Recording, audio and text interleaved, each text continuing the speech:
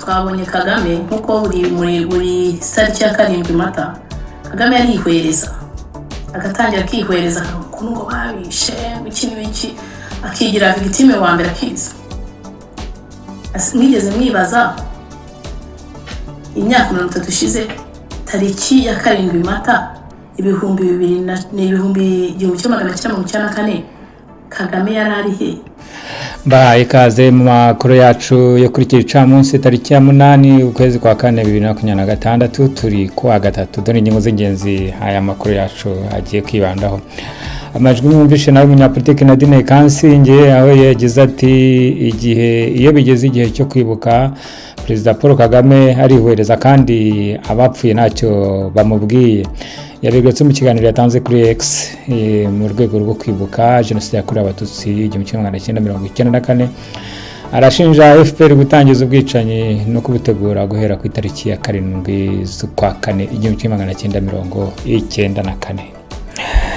N'amakuru yacu mu ngingo ziyagize. Amerika yavuye kwizima yemera inyita jenoside yakorewe Abatutsi, ariko ntago yiburiye kuko yavuze ko inibuka abahutu ndetse n'abatwa baguye muri jenoside.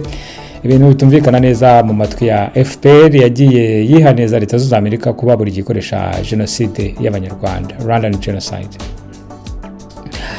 Naho Iran na Amerika bageze ku masezerano y'agahenge hagati y'ibihugu byombi, ni mu gihe Trump yari yabwiye Iran ko nidafungura umuhora wa Hormuz imvura y'ibisasu bisenya ibiraro n'amashanyarazi byose biri bubagweho bakabura ibyuma n'inama. Hagataho Ministre Jean Damascene Bizimana uhagarariye kwibuka ariko akaba na Minisitiri w'ubumwe bw'Abanyarwanda ndetse n'ubuyobozi bw'igihugu nago umuriro watse hagati ye na Patrick Muyaya. Arashinja Muyaya gukoresha imvugo z'urwango kuri Bukavu 50 kuri radio y'Ibukavu, mu gihe Muyaya amubwira ati urambeshyeye, ikibazo cyanyu nuko mukoresha kwibuka mu bikorwa bya politike ndetse mushaka kwifatira ku gahanga Kongo, ibintu tutazemera muri rusange. Intambara ya Patrick Muyaya na Bizimana yafashe indi ntera. Mbaye ikaze mu makuru yacu ku buryo burambuye. Umunyapolitike utavuga n'umutegetsi akaba n'umuyobozi w'ishyaka Ishema ry'u Rwanda yagize ati Nadine Kansinge yagize ati iyo bigeze igihe cyo kwibuka Kagame buri gihe arihwereza kandi abapfuye ntacyo bimubwiye.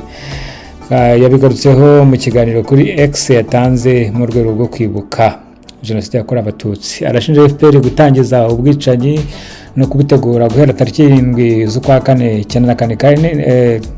Kansinge Claire avuga ko nawe yarokotse jenoside muri 94, akavuga ko yaziboneye inkotanyi zica abantu ku itariki 7 indege ikimanurwa ya Perezida Juvenal Habyarimana. Kansinge anavuga ko abizi neza ko inkotanyi yari zatangije ubwicanyi muri Kacyiru, Kicukiro ndetse na Remera. Muri ibyo bice ari nabyo byatumye ngo abahutu bafata bakora za barriere kugira ngo batangire basake abo bantu batangiye kwica abantu nyuma y'ikugwa kw'indege.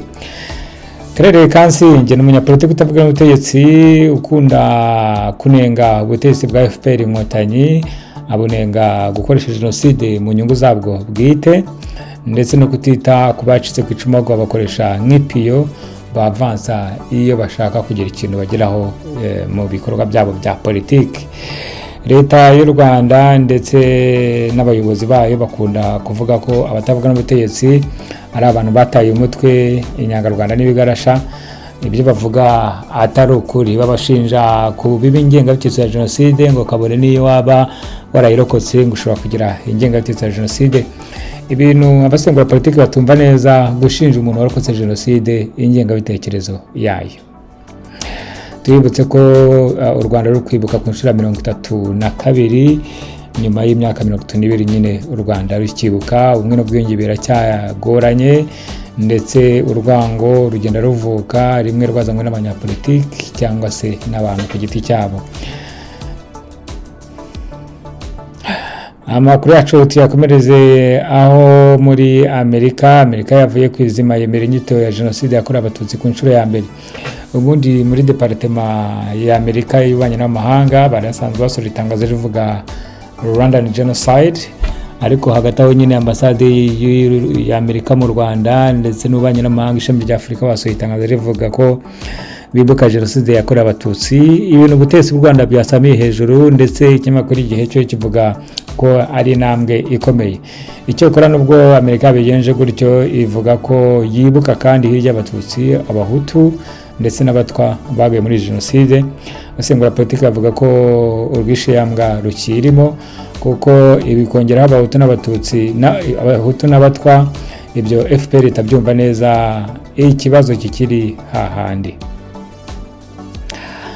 Hagati aho intambara ya Patrick Muyaya na Jean Damascene Bizimana irakomeje. Umwe arashinja undi gukoresha urwango ku maradiyo hakurya Bukavu, undi nawe akavuga ko icyunamo kikwiye kuba icyunamo kitagakwiye kuba umwanya wo muri politiki yo kujya kubeshyera ikindi gihugu unacyitwaza, wica, ushimuta, ukora jenoside muri cyo, warangiza ukajya no gushinyagurira abo wibuka. Ibintu byo Muyaya yatangaje avuga ko Jean Damascene Bizimana n'ubutegetsi bwe bakoresha jenoside mu rwego rwo gucika responsabilité z'ibyaha bakora muri Congo, ndetse bagakomeza kubiba amacakubiri ariko bakayatwerera Congo. Patrick Muyaya avuga ko Congo ibizi neza ko muri yo nta macakubiri ngengabitekerezo zirimo, ndetse ibyo bintu bahora babivuga muri rusange, bityo nta n'uwo gakwiye kwifatira nka Jean Damascene Bizimana.